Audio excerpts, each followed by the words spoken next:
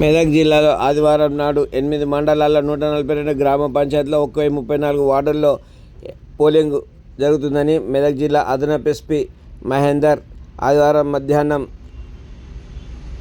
మెదక్ జిల్లా నిజాంపేట మండల కేంద్రంలో పోలింగ్ బూత్ను సందర్శించిన సందర్భంగా ఆయన విలేకరులకు వెల్లడించారు. ఉదయం 7 గంటలకు ప్రారంభమైన పోలింగ్ మధ్యాహ్నం వరకు ప్రశాంతంగా కొనసాగుతుందని తెలిపారు.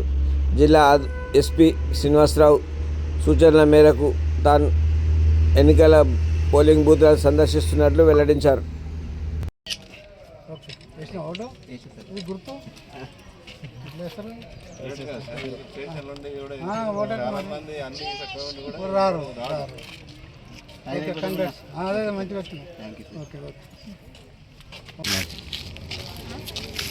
ఈరోజు మెదక్ జిల్లాలో సెకండ్ ఫేజ్ గ్రామ పంచాయతీ ఎన్నికలు ఉదయం 7 గంటల నుంచి ఇప్పటి వరకు ప్రశాంతంగా జరిగింది.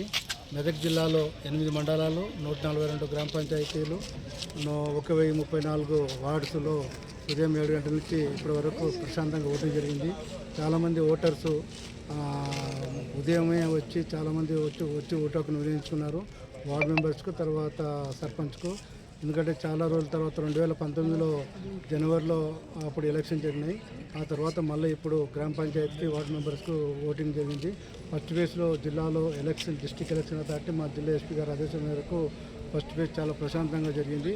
అలాగే సెకండ్ ఫేజ్ కూడా ఈరోజు ఉదయం నుంచి 7 గంటల నుంచి ఇప్పటి వరకు ప్రశాంతంగా జరిగింది. ఒక 5 మినిట్స్లో ఇక్కడ నిజాంపేటలో ప్రస్తుతం ఉన్నాము. అలాగే ఉదయం ఇక్కడ ఈసారి 34 క్రిటికల్ విలేజెస్ ఉన్నాయి. అన్ని విలేజ్లో కూడా చాలామంది ఓటర్స్ చాలా భారీ ఎత్తున వచ్చారు. ఇప్పుడు 1 గంటకు పోలింగ్ అయిపోయిన తర్వాత మధ్యాహ్నం 2 గంటల నుంచి కౌంటింగ్ అవుతుంది.